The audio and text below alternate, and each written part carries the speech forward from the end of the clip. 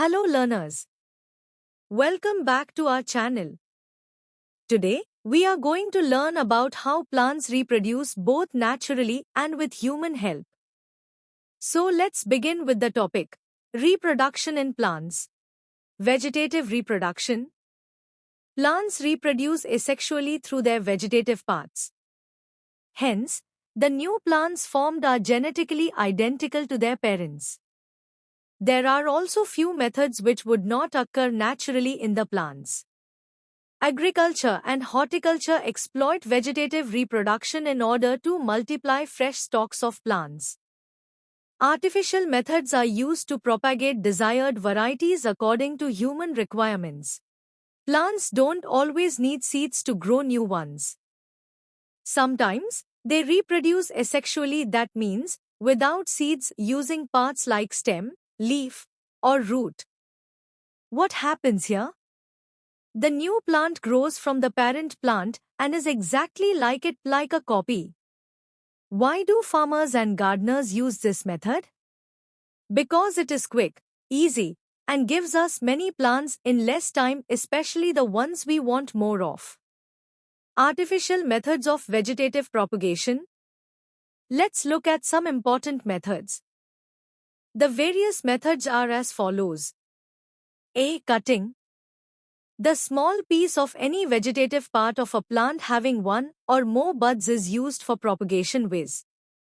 Stem cutting, e.g. rose, bougainvillea. Leaf cutting, e.g. sansevieria. Root cutting, e.g. blackberry. You take a small part of the plant, stem, leaf, or root that has a bud and plant it in soil. Examples: rose, stem cutting; sansevieria, leaf cutting; blackberry, root cutting. B. Grafting. Here parts of two plants are joined in such a way that they grow as one plant. In this method, part of the stem containing more than one bud, scion, is joined onto a rooted plant called stalk, is called grafting. Whereas budding is also called bud grafting, in which only one bud is joined on the stalk, e.g. apple, pear, rose, etc. This is like joining two plants. One part is called scion, which has buds, and the other is the stalk, which has roots. We tie them together so they grow as one plant. Used in rose, apple, pear, etc. Special type, bud grafting, only one bud is used here. C. Tissue culture. It is a method by which a small amount of plant tissue is carefully grown to give many plantlets. Micropropagation method is also used nowadays. Just a small tissue of a plant is taken and grown in lab conditions to make many baby plants. This is also called micropropagation, a modern and fast technique. Do you know? Gardeners love asexual reproduction because it gives them many plants, faster, and with the same qualities as the parent plant. Sexual reproduction in plants. It involves fusion of two compatible gametes or sex cells. All organisms reach to the maturity in their life before they can reproduce sexually. In plants, the end of juvenile or vegetative phase marks the beginning of the reproductive phase and can be seen easily in the higher plants at the time of flowering. The flower is specialized reproductive structure of a plant in which sexual reproduction takes place. The function of flower is to produce haploid gametes and to ensure that fertilization will take place.